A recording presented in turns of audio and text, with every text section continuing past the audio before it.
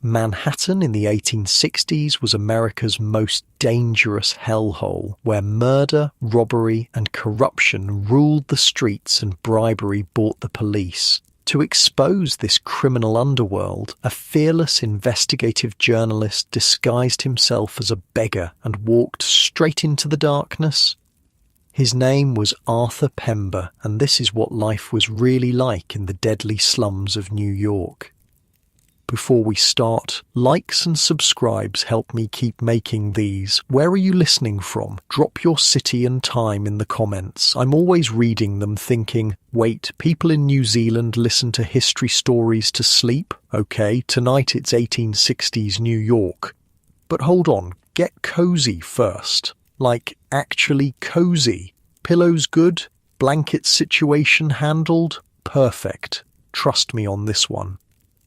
Your eyes open to darkness, not the comfortable darkness of your bedroom right now, but the suffocating black of a windowless room in Water Street, New York. The year is 1868, and you've just woken up on what can barely be called a bed, a dirty husk mattress thrown onto bare wooden boards that creak with every slight movement. The smell hits you immediately. Human waste, stale alcohol, and something else. Something rotten you can't quite place. The building around you is what locals call a tenant house, though human storage would be more accurate. You're sharing this one room with an entire family. Mom, dad, 3 kids, all piled on top of each other for warmth because there's no heat. The wall separating you from the next family might as well be paper. You can hear them fighting again. The man's drunk again. The woman's crying again. The baby hasn't stopped wailing for 2 hours. Unlike your comfortable bed right now, where you can stretch out and adjust your blanket just so, here your body aches from lying on what feels like a pile of sticks covered by a thin layer of fabric. Every movement brings a new pain, a spring, a broken board, a mysterious wet spot. "Get up!" hisses a voice beside you. "We need to be gone before the landlord comes." You're not actually living here. No, you're Arthur Pember, Oxford-educated Englishman turned investigative journalist, and you're in disguise. Today, you're a homeless beggar, your clothes deliberately tattered, face smudged with dirt, hair wild. Tomorrow, perhaps you'll be a drunken sailor or a lost businessman, whatever gets you the story. I spent months researching Arthur Pember's accounts. This guy literally invented undercover journalism in America. Imagine giving up a cushy life to sleep in these hellholes just to expose corruption. Like, who does that? Come on, your guide whispers again. He's a former pickpocket. You've paid to show you around. Water Street wakes up early, and trust me, you don't want to be noticed asking questions. You follow him down a narrow hallway where the floorboards bend beneath your weight. The stairs creak so loudly you're sure everyone in the building can hear you leaving. Outside, the morning air isn't the fresh relief you'd expect. It's thick with coal smoke and the stench from overflowing gutters. Welcome to the 4th Ward of New York City, the most dangerous neighborhood in America. Hold up. Let me paint you a picture. Water Street isn't just bad, it's nightmare territory. Picture the worst place you've been, then make it 10 times worse. The buildings are practically falling down, packed with up to 70 families in a single structure. Streets flowing with raw sewage. Disease is basically your roommate, and this is where Arthur Pember chose to go undercover. Pember wasn't always slumming it in New York's underbelly. The dude helped found the Football Association, like actual soccer, in England in 1863. He was its first president. Then he just decided to move to America and become an investigative journalist. Talk about a career change. You know what's wild? When I was digging through his original accounts, I found out he'd assume these elaborate disguises. He'd go from looking like a proper Victorian gentleman to a street beggar, complete with fake wounds and practiced accents. The original method actor. As you walk, your guide points out landmarks of misery. See that place? Tommy Haddons. He's what they call a crimp, specializes in Shanghai, gets sailors drunk, drugs them, then sells them to ship captains needing crew. By the time the poor bastards wake up, they're halfway to China. You pass a woman slumped against a lamppost. Her bonnet's fallen down her back, her dress is splattered with mud, and she's singing a mangled version of an old French ballad to no one in particular. She captioned, "Wishy whiskers, core is shy, glancio, me poor captain." She slurs, one arm wrapped around the post for support, the other conducting an invisible orchestra. Your guide doesn't even slow down. "That's just Tuesday morning around here," he mutters. The gaslights cast eerie shadows as the morning fog hasn't fully lifted. Through it you see figures moving, some heading to work at the docks, others just ending their night of crime or vice. And speaking of crime, you're witnessing stuff that shouldn't exist in a supposedly civilized country. There are bucket shops where people can buy a tumbler of something pretending to be whiskey for 5 cents, liquid that's basically poison but gets you drunk fast. There are houses where men fight each other bloody while crowds bet on who'll die first. There are buildings where women are essentially enslaved. I mean, technically, prostitution is illegal, your guide explains with a shrug, but the cops get paid to look the other way. Everyone's on the take here. Suddenly, screams pierce the morning quiet. Your guide grabs your arm and pulls you into an alley. "Street fight," he whispers. "Don't get involved." But you're here to document exactly this, so you peer around the corner. The scene is pure chaos. Sailors, labourers, women, all tangled in a violent mass of kicking, punching and biting. Someone's wielding what looks like a cooking ladle as a weapon. Blood splashes on the cobblestones. Look, I've read police reports from this period and they're genuinely horrifying. This wasn't just shoving and name-calling. People died in these street fights regularly and no one really cared. 2 police officers are in the middle of it, using their clubs freely but making little difference. Then, in a move that turns your stomach, one woman gets a man's head in what your guide calls chancery, a position where she can smash his face repeatedly while another woman is pulling her hair out by the roots. You've seen bar fights back home in England. This isn't that. This is something feral, something desperate. Wait, what about the police? You ask your guide, watching the outnumbered officers getting attacked by the very people they were trying to control. Your guide laughs. "Welcome to Water Street. Even the cops don't come here unless they have to." As more police arrive and the fighters are rounded up, you and your guide continue on. The sun is finally breaking through, but it does little to make Water Street look better. In fact, the light only reveals more dirt, more decay, more desperation. "Where to first?" your guide asks. "Tommy Haddons," you reply. "I want to see this Shanghai operation for myself." Your guide looks at you like you've lost your mind. "Are you serious? That's basically asking to wake up on a ship to Australia." "I need to see it," you insist. "I'm careful." Your guide shrugs. "Your funeral." As you approach Haddon's establishment, you rehearse your cover story. You're a drifter looking for work, not too bright, perfect Shanghai material. The building itself looks almost respectable from the outside, a calculated facade. Inside, the air is thick with tobacco smoke and the sour smell of spilled beer. Despite the early hour, the place is busy. Sailors drinking away their pay, locals nursing cheap beers, and Haddon's runners eyeing newcomers like vultures watching dying animals.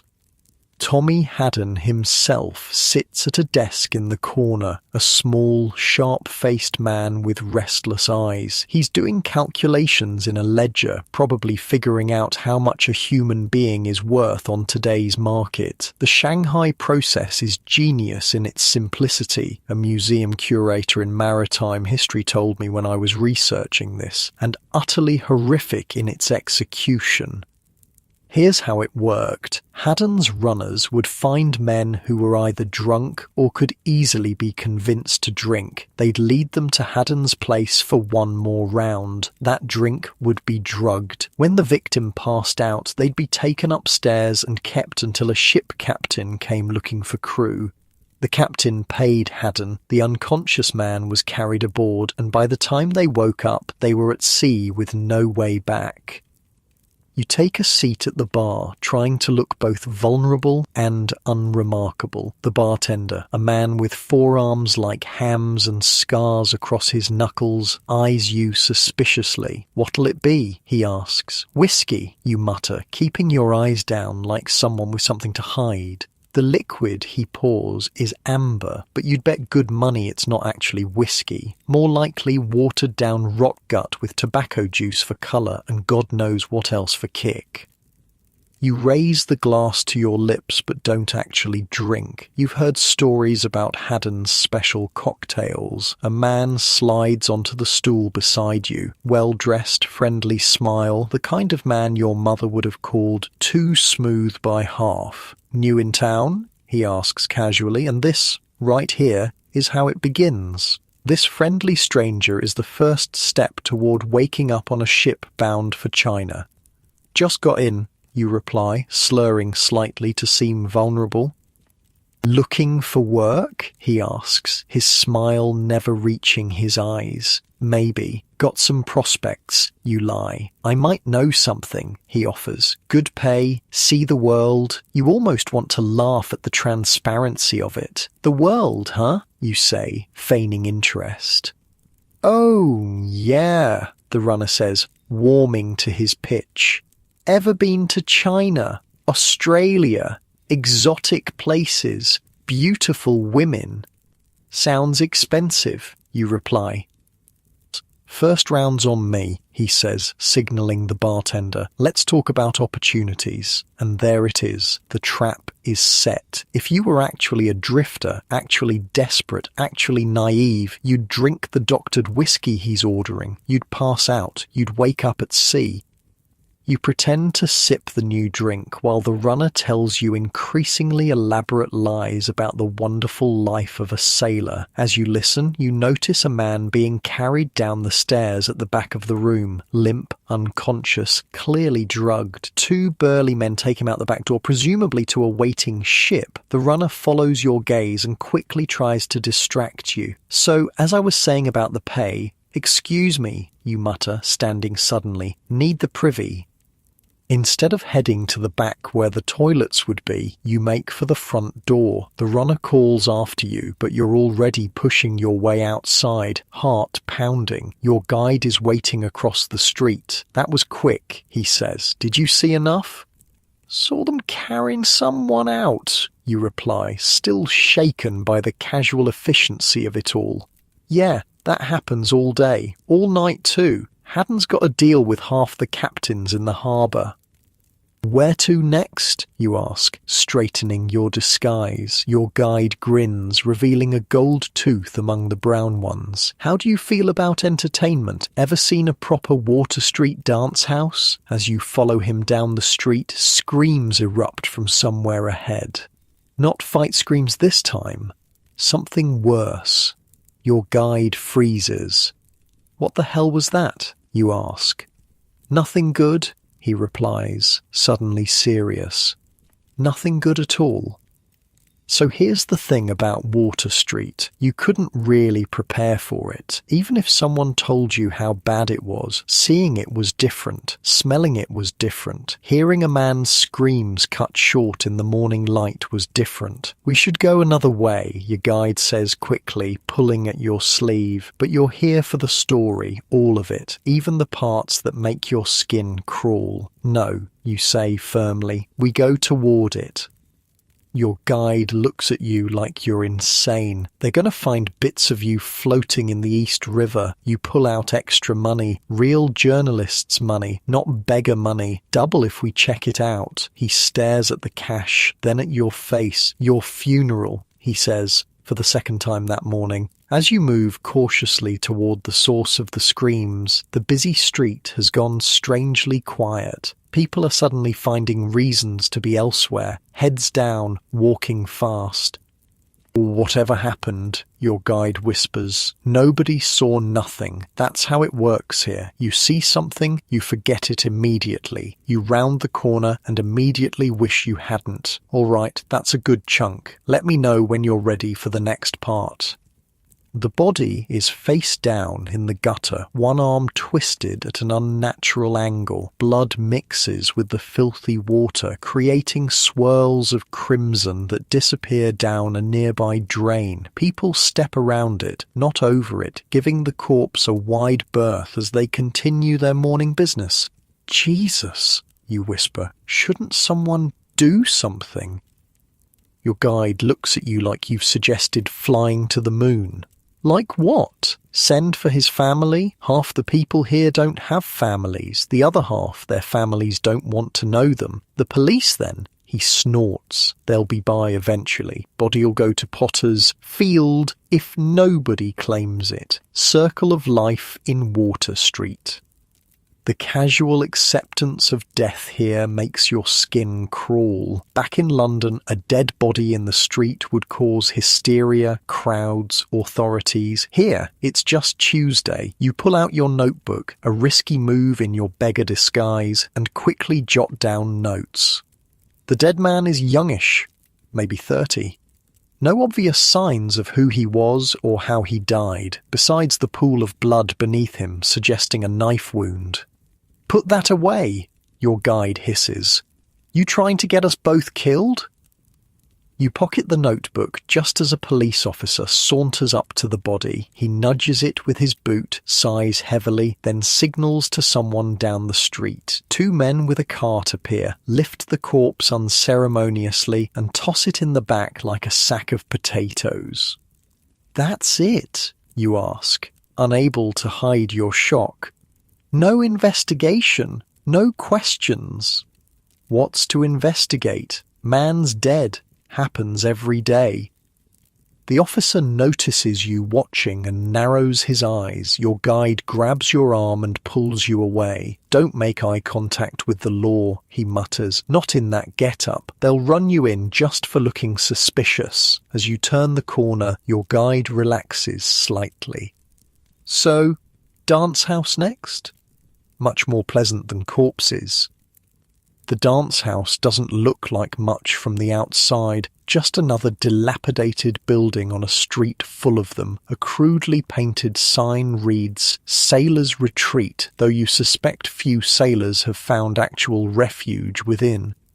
Inside, the air is thick with tobacco smoke, cheap perfume, and the unmistakable smell of unwashed bodies. The place is divided into two sections, a bar area where men of questionable character lean against the counter, and through a partition, a dance floor where the real business happens. 10 cents gets you in, says a mountain of a man guarding the entrance to the dance floor. Your guide hands over the money and the bouncer steps aside, revealing what can only be described as a vision of hell disguised as entertainment. The dance floor itself is sticky with spilled drinks and God knows what else. Around the edges, benches line the walls where women in shockingly brief costumes sit with sailors and dock workers. The term costume is generous. They're essentially undergarments dyed bright colours, displaying more skin than you'd see at most beaches. Their dresses seem rather scant, you comment to the proprietor, a sleazy-looking man who's also the self-proclaimed band leader. "Oh, they've got enough for the purposes of decency," he replies with a wink. You've been in some rough establishments in London, but nothing like this. The women range from young girls who can't be more than 15 to weathered veterans of 40 or 50. Some look bored, others desperate. A few seem completely intoxicated. All are wearing the same ridiculous outfit, a short dress barely covering essentials, glass beads around their necks and absurd feathered bonnets. I checked original accounts from reformers who visited these places, and they consistently mentioned how the women were dressed. It's like they were wearing parodies of fancy clothing, like someone saw a society lady once and tried to recreate it with scraps and stolen goods. The contrast between the elegant bonnets and the barely there dresses apparently made it even more depressing. The proprietor takes his seat in what he grandly calls the orchestra, a violin, banjo and tambourine, and shouts, "Now young ladies, a quadrille if you please," before launching into a tuneless melody. The women drag their partners to the floor, putting on exaggerated airs and graces that border on mockery of high society dances. The men stumble along, most too drunk to follow even the simplest steps. They say John Allen's place used to be the wildest, your guide tells you, nodding toward a building across the street. He reformed, though, or pretends he did. Missionaries paid him off. Missionaries? Oh yeah, religious folks come down here trying to save souls. Mostly they get robbed, but sometimes they make deals. Paid Alan a month's rent to use his dance hall for prayer meetings. A sailor nearby overhears and laughs. Alan took their money and only let them use it 2 weeks, clever bastard. You watch as a sailor who can barely stand attempts to waltz with 2 women at once, creating a bizarre 3-person tangle that ends with all of them crashing into a table. They prefer the shuffles, your guide explains. Sailors can't really do the fancy dances with their sea legs, too wobbly. One particularly drunk sailor slaps the shoulder of a scrawny woman with long, thin legs and calls her Old Number 11, which sends the other dancers into fits of laughter. Your detective signals to one of the women who isn't currently entertaining a customer. She saunters over, and you're struck by the contrast between her crude outfit and her refined speech. "You're new," she says, looking you up and down. Despite your beggar disguise, she seems to sense you're different. "Just passing through," you reply. She laughs, a surprisingly musical sound in this den of misery. That's what they all say, yet here they all are, month after month. "How long have you been here?" you ask. 7 years, she replies, then leans closer as if sharing a secret. "I'm from a good family, you know. Very well educated. My mother's a widow lady with independent means in Scotland." You've heard similar stories in London's brothels, tales of genteel upbringings and tragic circumstances. Sometimes they're true. "Got into trouble when I was young," she continues. "Had to run away. Thank God my poor mother thinks I'm dead. It would kill her to see me here." She gestures around the room. You'd be shocked how many girls here are well-educated and from good families. Many can speak 2 or 3 languages, play the harp and piano, sing opera, but once you're in this life, you can't get out. Her eyes drift to a young girl, barely more than a child, being pawed at by a drunken dock worker. Many girls in these houses have parents living in style uptown. They'd never admit their daughters work here. Before you can ask more, the proprietor shouts for another dance, and she's pulled away by a customer. You make your way to the bar, where a bald man with massive forearms is pouring drinks. "What'll it be?" he asks. "Whatever's least likely to blind me," you reply. He laughs and pours something amber into a dirty glass. "Smart man, the cheap stuff's basically poison." "Been working here long?" you ask, pretending to sip. "Long enough to see it all," he replies. "The girls come and go, the sailors come and go, even the buildings come and go. Fire takes one, they build another. Only things that stay the same are the booze and the misery." Through the window, you notice a crowd gathering outside a building down the street. "What's happening there?" The bartender squints. "Ah, that's Kit Burns' place. Probably a rat-baiting match about to start. Your guide, who's been nursing a beer nearby, perks up. You want to see something really Water Street? That's it right there. Rat baiting. You've heard of it. A blood sport where terriers are pitted against rats in a pit, with bets placed on how many rats the dog can kill in a given time. It's outlawed in many places, but thrives in neighbourhoods like this. Let's go, you say, curiosity overcoming disgust. As you approach Burns's establishment, a crudely painted sign identifies it as Sportsman's Hall. Men crowd around the entrance, exchanging money and shouting odds. Inside, the place stinks of beer, sweat, and rat. The main attraction is a pit in the centre of the room, surrounded by tiered seating that your guide informs you can hold up to 500 spectators. Christopher Kit Burns himself is a portly, jovial-looking man with a pock-marked face who greets newcomers like long-lost friends. When he spots you and your guide, he waves you over. "Gentlemen, come in. You're just in time. Got a new pup making his debut today." Burns shows you to seats near the pit, proudly pointing out his prized possession, a stuffed dog in a glass case.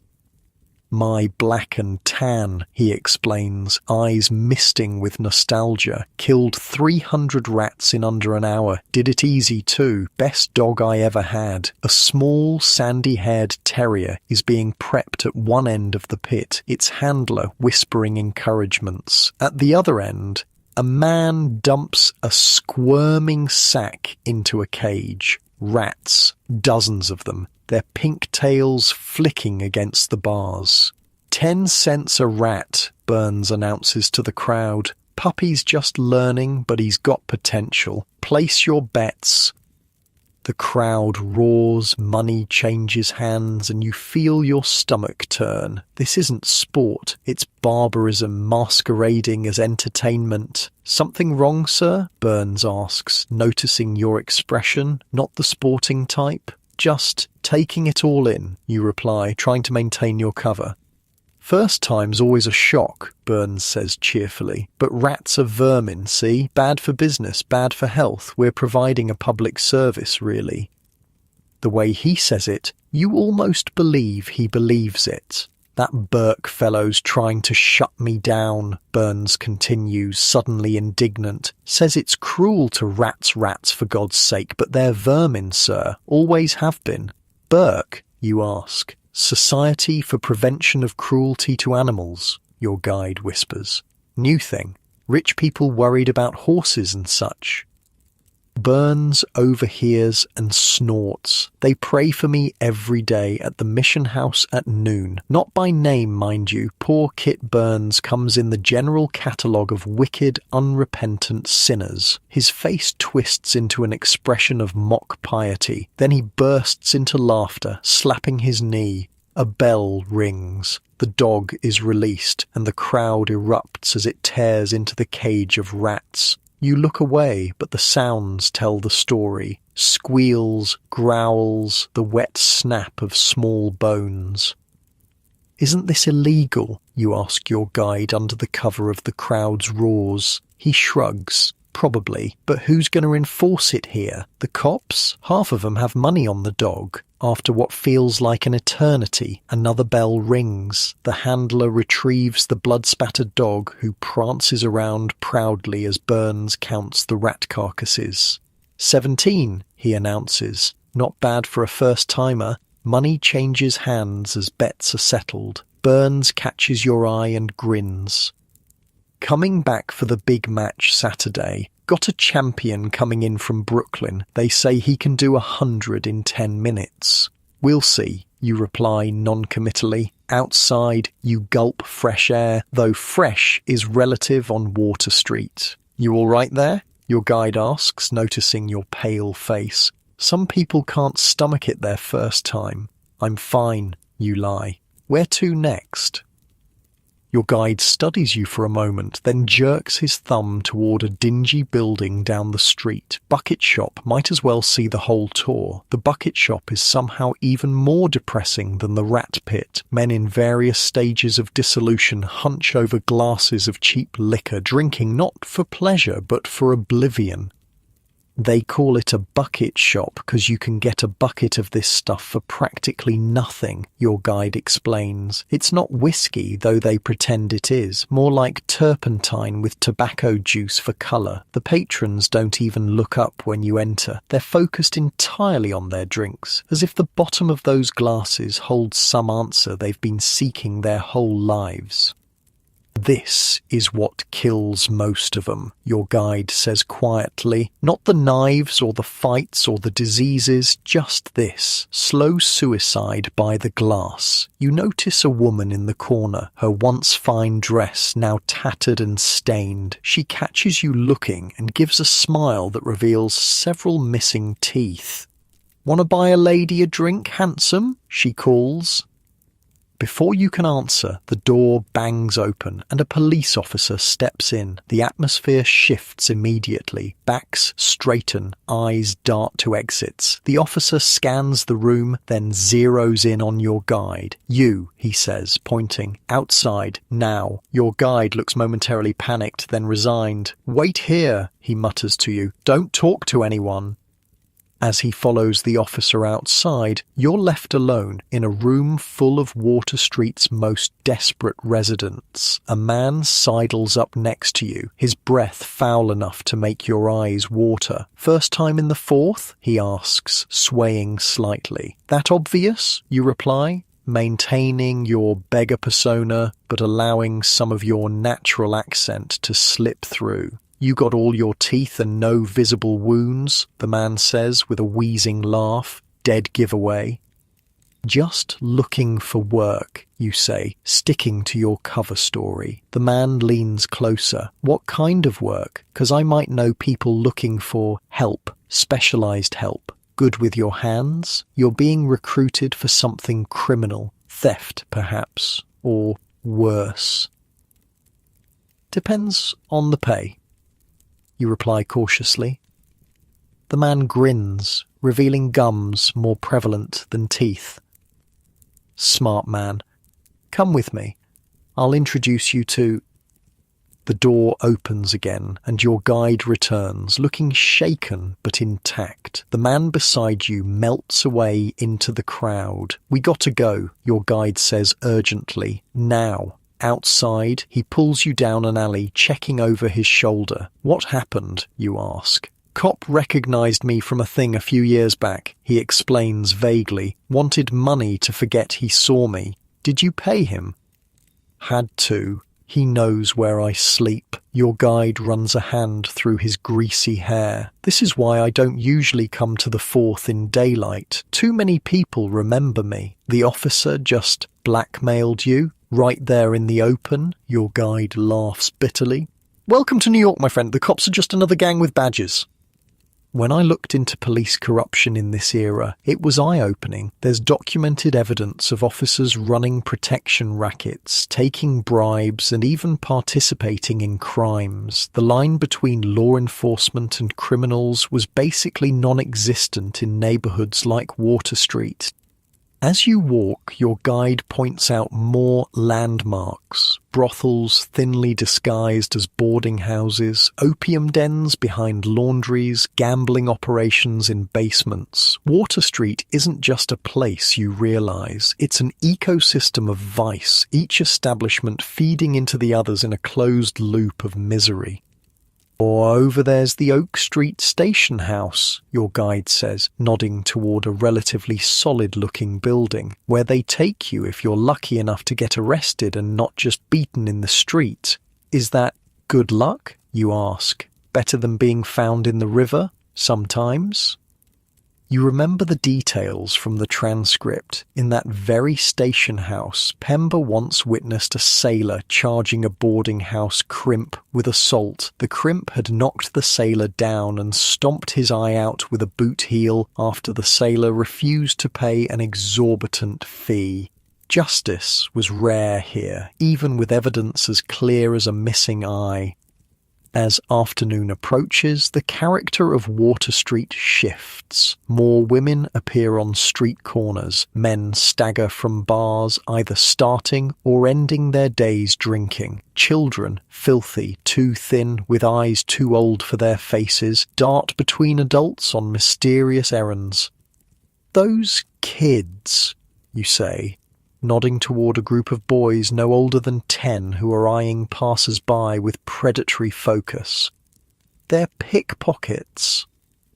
"At best," your guide replies. "The younger ones, yeah. The older boys graduate to proper theft, breaking into houses and such. Girls usually end up in the dance houses by 14. The casual way he says it, like he's describing a natural process rather than the systematic destruction of young lives, makes your journalistic blood boil. This is why you're here, disguised and uncomfortable. This is the story that needs telling. I need to see more, you tell your guide, the worst of it. He studies your face. You're either the bravest man I've met or the stupidest. I've been called worse. He sighs. Fine, but we wait till dark. That's when the real Water Street comes alive. As the sun begins its descent toward the harbour, you and your guide find a relatively safe corner to rest. He dozes against a wall while you record observations in your notebook, hiding it whenever someone passes too close. The dancing houses and saloons are lighting up, their windows glowing like diseased eyes in the gathering darkness. Music, discordant, amateur but enthusiastic, spills into the street. Laughter too, though there's an edge to it that speaks more of desperation than joy. Night is falling on Water Street, and with it comes a darkness deeper than the absence of sun. Your guide was right. You've only seen half the story so far. The real horrors are just beginning. All right, that's a good chunk. Let me know when you're ready for the next part. Your guide wakes with a start, instantly alert in the way of men who've learned that deep sleep can be fatal. The street has transformed in the hour since sunset. Gas lamps cast sickly yellow pools that barely push back the darkness, creating more shadows than light. The relative restraint of daytime has evaporated like morning dew, leaving behind the true face of Water Street. "All ready?" your guide asks, watching you carefully. "Last chance to back out. Night's a different beast here." "I came for the truth," you reply, adjusting your beggar's disguise. "All of it." He nods, resigned. "Your funeral. Third time I've said that today, starting to think it might be literal." The noise hits you first. Not just volume, but a kind of feverish energy that wasn't present earlier. Shouts, laughter, arguments, music from a dozen different sources, all clashing together in a symphony of desperation. The smell is worse too, as if the night air concentrates rather than disperses the stench of unwashed bodies, spilled alcohol and open sewers. Women who kept to the dance houses during daylight now line the street, calling to passers-by with practiced lines. Men stagger between saloons, growing louder and more dangerous with each drink, and through it all move predators, some obvious with knives visible at their belts, others harder to spot but no less deadly. Most murders happen between midnight and dawn, your guide explains as you walk. By morning, bodies get cleared away. Cops don't even investigate unless the victim's someone important, which nobody in Water Street is. 2 men burst from a saloon, already throwing punches. One pulls a knife, and the street parts around them like water around stones. Nobody interferes. Nobody seems surprised. "Should we do something?" you ask. Your guide snorts. "Yeah, keep walking unless you want to be next." The knife flashes, someone screams, and you force yourself to keep moving. You're here as a witness, not a hero. The story is what matters, the exposure of this hell to the comfortable citizens who pretend it doesn't exist. I spent weeks researching the crime statistics from this period. In 1860s New York, murder was so common in certain areas that newspapers stopped reporting individual cases unless they were particularly gruesome or involved prominent victims. They'd just list numbers at the end of the week. 5 stabbings, 3 shootings, 4 unknown causes. Human life was incredibly cheap. Where to first? Your guide asks. You consider. Those alleyways you pointed out earlier, single and double. I want to see inside. He gives you a strange look. You sure? Not much to see, but misery stacked floor to ceiling. That's exactly what I need to document. Single Alley is aptly named, a narrow passage between buildings with just one face to the street. The entrance is barely wide enough for 2 people to pass, and the smell that wafts out makes your eyes water. Human waste, rotting food, and the unmistakable sweet, sour odour of disease. 70 families in there, your guide says, nodding toward the dark moor. 1 privy in the back, no running water, no ventilation. And double alley? Same deal, but twice as big. 140 families, give or take. They take in lodgers too, so figure close to 1,000 people packed in there. You do the math in your head? That's at least 5 people per room, often more, in spaces barely larger than closets. I need to see inside. You insist. Your guide shakes his head. Your coins won't help you in there. Strangers don't come out of those places after dark, especially not ones who look like they might have money. But he thinks for a moment, then points to a decrepit 3-story building across the street. Old boarding house there. Similar setup, but smaller. Owner might let us in for the right price. The boarding house looks like it's one strong wind away from collapse. Paint peels from the exterior like diseased skin. Windows are patched with paper or cloth where glass should be, and the front steps sag alarmingly under your weight. Your guide knocks a complex pattern on the door. After a long pause, it opens a crack and an eye peers out. What do you want? A voice rasps. Got a gentleman here wants a tour? Your guide says, paying cash. The door opens wider, revealing a hunched man with a face like crumpled paper. $5, he says immediately. It's an outrageous sum, but you nod.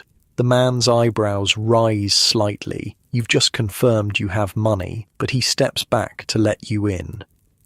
The smell inside hits you like a physical force. Your eyes water and you fight the urge to gag. The narrow hallway is lit by a single guttering candle that does more to emphasize the darkness than dispel it. 3rd floor's the worst, the man says, mistaking your purpose. If you're looking for young ones. You realize with a jolt what he thinks you're here for. Just looking around, you say quickly. Research. The man gives you a knowing leer. Call it whatever you want, mister. $5 buys you a tour and privacy. What happens after ain't my business. You press the money into his palm and he gestures toward a rickety staircase. Help yourself. Knock before entering or you might get a knife for your trouble. As you climb the stairs, the wood groaning beneath your feet, your guide whispers, he thinks you're shopping for company. I gathered. Play along. Safer that way. The 1st floor is divided into tiny rooms, doors half open to reveal cramped spaces occupied by multiple people. In one, a family of 6 sits on a single mattress, sharing what looks like a loaf of bread. In another, 2 women sew by candlelight, their fingers moving with mechanical precision despite the dim light. A child, perhaps 4 years old, stares at you from a doorway, her face smudged with dirt and something darker that might be blood. When you meet her eyes, she doesn't look away or show any emotion. There's a hollowness there that no child should possess. The second floor is worse. The rooms are smaller, the occupants more numerous. The air is thicker too, heavy with the smell of unwashed bodies, cooking grease, and the sickly sweet odour of consumption. Tuberculosis, the disease that thrives in crowded, unsanitary conditions. A coughing fit erupts from behind one door, the violent tearing sound of lungs fighting for air. Nobody reacts. It's background noise here, as common as the creaking floorboards. Third floor, your guide murmurs, nudging you toward the final staircase. As you climb, you hear noises that make your skin crawl. A woman's forced laughter, a man's grunt, a child crying softly, continuously, hopelessly. The third floor is where they keep the hopeless cases, the women too old or sick to work the streets but young enough to serve the most desperate customers, the children sold by parents who couldn't feed them, the opium addicts who lie on bare mattresses in a half-conscious daze. A girl who can't be more than 12 leans against a doorframe. Her eyes are adult, assessing, dead. "Looking for company, mister?" she asks in a practiced voice. You shake your head, unable to speak past the lump of rage in your throat. "2 bits," she continues, as if you'd shown interest. "Cheapest you'll find. 2 bits, 25 cents for what remains of her childhood. You want to grab her, run out of this hellhole, take her somewhere safe." But there is nowhere safe, not for her kind, not in this city. When I researched this period, what shocked me most were the accounts of child prostitution. Social reformers who ventured into these areas routinely found children as young as 10 working in brothels. What's worse is how normalized it was, not accepted as good, but accepted as inevitable, like bad weather or disease, just another fact of life in the slums. You press $1 into her hand, not for services, just because you can't do nothing. "Get some food," you whisper. Her expression doesn't change, but she pockets the money with practiced speed. "Room at the end is empty," she says, assuming you want privacy for whatever you paid her for. Instead, you move to a window at the end of the hall. From this vantage point, 3 stories up, you can see the patchwork of misery that makes up the 4th ward. Dance houses, saloons, and brothels form islands of light in the darkness. Between them flow rivers of humanity, drunk, desperate, dangerous. "Can you imagine growing up here?" you ask your guide quietly. "Don't have to imagine," he replies. "Born 2 blocks over." You turn to look at him with new understanding. "How did you get out?" "Who says I got out?" He laughs bitterly. "I'm still here, ain't I? Just learned to navigate better than most. Learned who to avoid, who to pay, when to run." In the street below, a fight erupts outside a saloon. Even from this height, you can hear the crack as a bottle breaks over someone's head. The victim drops like a stone, and the attacker goes through his pockets before anyone can intervene. "We should go," your guide says. "Seen enough?" "Almost." You turn from the window. "I need to understand how the police fit into all this. They can't all be corrupt." "Follow me," your guide says with a grim smile. "I'll show you exactly how the law works in Water Street." Back on the street, the night has deepened, but the activity has only increased. Your guide leads you to a saloon that, from the outside, looks no different from the dozens of others you've passed. Inside, however, the clientele is unexpected. Uniformed police officers fill half the tables, drinking alongside the very criminals they should be arresting. Money changes hands openly, not for drinks, but for what are clearly payoffs. A burly sergeant laughs with a man you recognize as a bouncer from one of the dance houses, both of them counting cash under the table. "Monthly collection," your guide explains in a low voice. "Brothels, gambling dens, dance houses, they all pay for protection, not from criminals, from the law itself. They're just taking bribes in the open?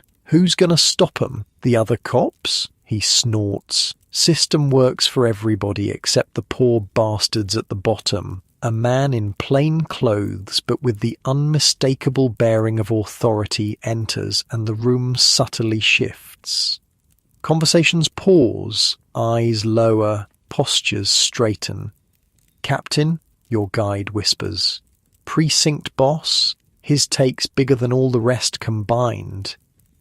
The captain scans the room, his gaze passing over you without interest. You're just another Water Street degenerate as far as he's concerned. He takes a seat at a reserved table in the back, and immediately several envelope-bearing men approach to pay their respects. And their bribes. "Elections coming up," your guide continues. "Cops make sure the right votes get counted, the wrong ones disappear. Politicians return the favour by keeping the right cops in the right places." "The whole system is corrupt," you murmur. Now you're getting it. A commotion at the door draws your attention. 2 officers drag in a struggling man, blood streaming from a cut on his forehead. "Caught him stealing from Kit Burns's place," one officer announces to the room. The captain barely looks up. "Usual treatment." The officers grin and drag their captive toward the back door, presumably to an alley where they can dispense their version of justice without witnesses. "Should have known better," your guide says, shaking his head. "Burns pays triple what most places do. Stealing from him's practically suicide." As you watch the illicit commerce continue, a horrible thought strikes you. "The body we saw this morning," you ask, "the one they just carted away without investigation, was that?" "Probably. Could have been someone who didn't pay protection, or stole from the wrong person, or just looked at someone wrong. Doesn't take much around here." Suddenly, the captain's gaze locks onto your guide, recognition dawning in his eyes. "Time to go," your guide says urgently. "Now." You slip out the side door just as you hear the captain's voice calling for your guide by name. Outside, you don't walk. You run, following your guide down a maze of alleys until you're sure no one is following. "That was close," he pants, leaning against a wall. "Captain knows me from way back, knows I don't come around unless I'm showing someone the sights." Would he really have arrested you? "Arrested?" Your guide laughs breathlessly. "No, that costs money. Beaten senseless and dumped in the river more likely." You've both stopped in a relatively quiet street. The buildings here are just as dilapidated, but there are fewer saloons, more residences. From an upper window comes the sound of a baby wailing, high and desperate. "This is where families live," your guide explains, recovering his composure. "The ones trying to stay decent anyway. Work the docks, the factories, whatever they can find." As if on cue, a door opens and a man in workman's clothes emerges. He looks exhausted, shoulders slumped under an invisible weight. "Night shift," your guide explains. "Poor bastard probably works 16 hours a day, comes home to a place not much better than that boarding house, tries to keep his family fed." "How do they survive?" you ask. Some don't. Some turn to crime eventually. Some just endure, get up every day and do it all again until they can't anymore. The man trudges past you without a glance, his eyes fixed on the ground, his mind perhaps on the long night ahead, or the hungry children he's leaving behind. "Come on," your guide says. "One more stop. Gotta be quick though. Captain might have people looking for us." He leads you to a building that, despite its shabby exterior, has a certain dignity lacking in its neighbours. A small sign identifies it as a mission house. Religious folks, your guide explains, set these up to save souls. Mostly they just provide a warm place to sit, and some soup if you're willing to listen to preaching. Inside, a small group has gathered, mostly women and a few elderly men. A grey-haired preacher stands at the front, reading from a Bible by lamplight. His voice is hoarse but passionate as he describes the rewards awaiting the faithful in heaven. For most of these people, your guide whispers, the promise of a better afterlife is the only hope they've got. You scan the faces of the congregation, worn, tired, but somehow still holding on to something. Faith, perhaps, or just the simple comfort of being somewhere warm and relatively safe for an hour. None of the notorious figures you've encountered today. Not Tommy Hadden, not Kit Burns, not the dance house proprietors, are present. The mission's reach extends only to those already at the bottom, not to those who profit from putting them there. They try, your guide says, with surprising gentleness. These church folks, they just don't understand. Telling someone who's starving that God loves them doesn't fill their belly. Telling a girl who's been on the streets since she was 12 that Jesus forgives her doesn't give her anywhere else to go.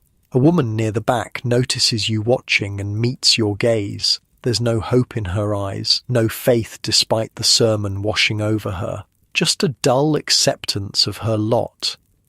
I interviewed a historian who specialized in reform movements of this era. She told me these missions were well-intentioned but profoundly inadequate, like trying to empty the ocean with a teacup. The systemic problems were too big, too entrenched. Without addressing poverty, housing, education, and corruption, no amount of preaching could make a meaningful difference. You've seen enough for one night, your guide says, tugging your sleeve. Any more and we're pushing our luck.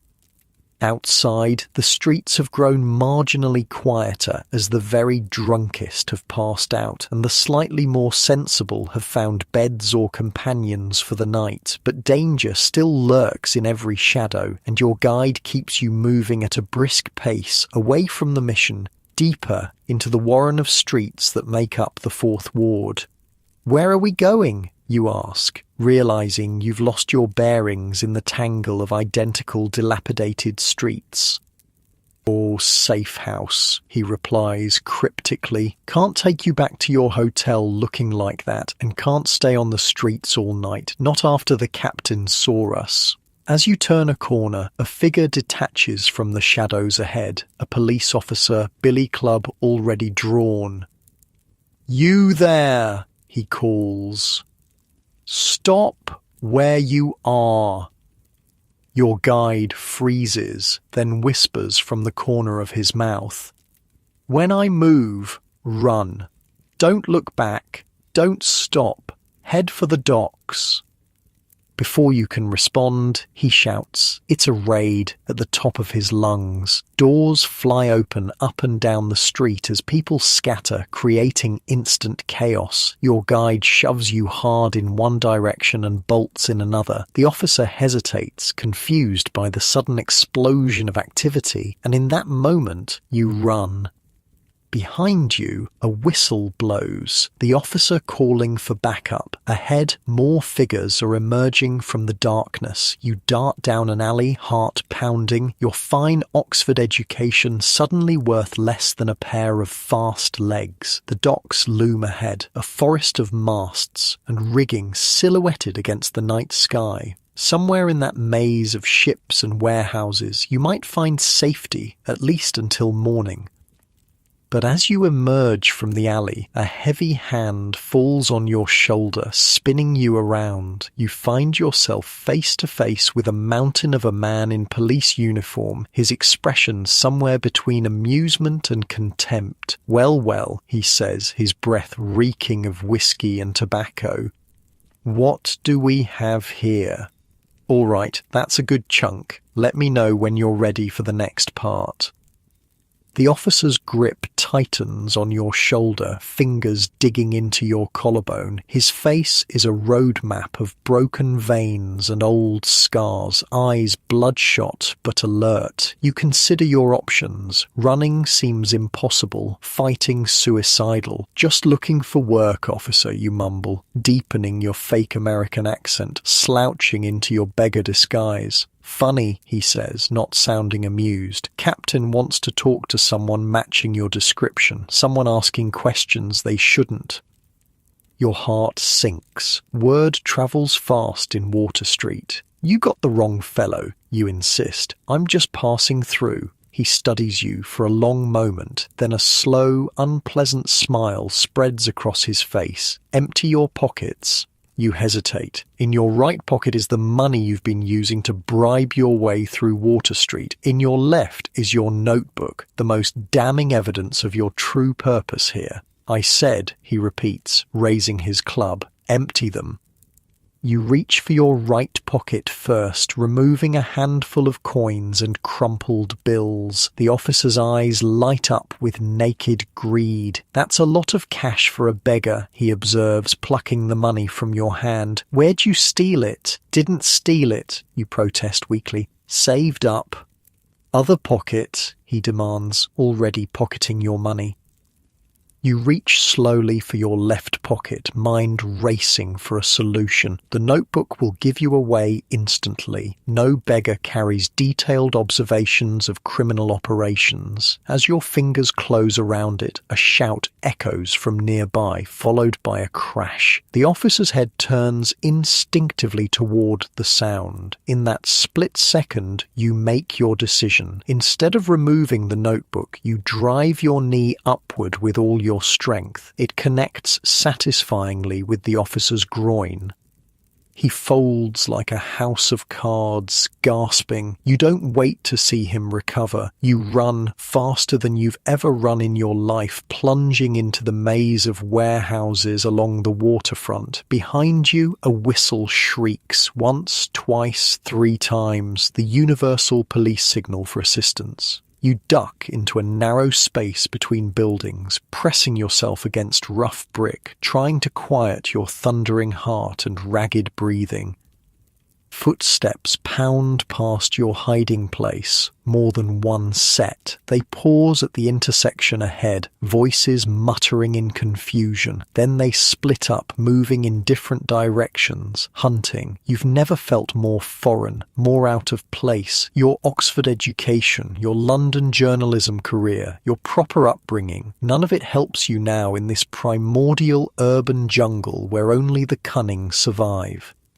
When the footsteps fade, you creep from your hiding spot, moving deeper into the warehouse district. Most buildings are locked tight, but eventually you find one with a broken window at ground level. You squeeze through, ignoring the glass that tears at your already ragged clothes, and find yourself in near total darkness. The warehouse smells of coffee beans and rat droppings. You fumble your way to what feels like a stack of burlap sacks and collapse behind them, finally allowing your trembling legs to rest. Sleep comes in fitful bursts, interrupted by nightmares of pursuit and the very real sounds of rats scurrying nearby. You wake fully as grey dawn light filters through high windows, illuminating your temporary sanctuary. The warehouse is indeed filled with coffee sacks. Hundreds of them, stacked nearly to the ceiling. Your body aches from the hard floor and yesterday's exertions. Your fine clothes, disguised beneath beggar's rags, are filthy. Your face, when you touch it, feels rough with stubble. The transformation from gentleman journalist to actual Water Street denizen is becoming less of a disguise and more of a reality. With daylight comes a new problem. You can't stay here, but you also can't return to your hotel looking like this. You need your guide, but have no idea how to find him. For all you know, he's been caught by the police himself. You peer through a crack in the warehouse door. The dockside is already busy with workers unloading ships, carrying crates, shouting orders. Among them, you spot the occasional blue uniform of a police officer, presumably still hunting for you. You're effectively trapped, and your stomach reminds you with an angry growl that you haven't eaten since yesterday afternoon. This is no longer just an investigative exercise. You're experiencing the actual desperation of Water Street's residents, hungry, hunted, with nowhere safe to go. For the next few hours, you watch the docks through your crack in the door, observing the rhythm of the place. Ships arrive, are unloaded or loaded, depart. Men sweat and curse under heavy burdens. Foremen shout orders. Police patrol casually, more interested in the occasional free drink from merchants than in actual law enforcement. You see men who look like your guide, rough types who aren't dock workers but somehow belong here, moving through the crowds with practiced ease, occasionally exchanging small packages or whispered conversations. Water Street's underground economy at work. By mid-morning, your thirst has become nearly unbearable. You've spotted a water pump near one of the piers, used by workers to wash and drink. If you're careful, you might reach it without being noticed. You wait for a particularly busy moment when a large shipment is being unloaded and everyone's attention is directed elsewhere, then slip out the door. You keep your head down, shoulders hunched, moving with the shuffling gait of someone who expects to be kicked at any moment. No one gives you a second glance. You're just another Water Street derelict, invisible in your misery. The water from the pump is brackish and tastes faintly of rust, but it's the sweetest thing you've ever drunk. You fill your cupped hands again and again, slaking a thirst you hadn't fully acknowledged until now. "Hey you," a gruff voice calls. Your heart stops